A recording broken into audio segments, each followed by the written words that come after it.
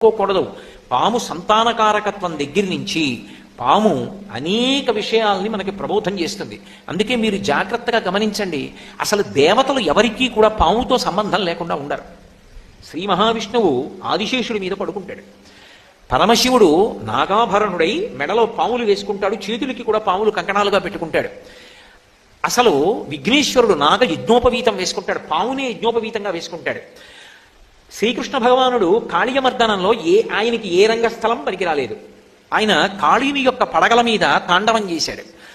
మీరు ఎక్కడ చూడండి, చివరికి సహస్రారమని పాము పడగలు ఎలా ఉంటాయో శ్రీ విద్యా సంప్రదాయంలో ఆ సహస్రారమును చేరుకున్నప్పుడు అలా ఉంటుంది అని.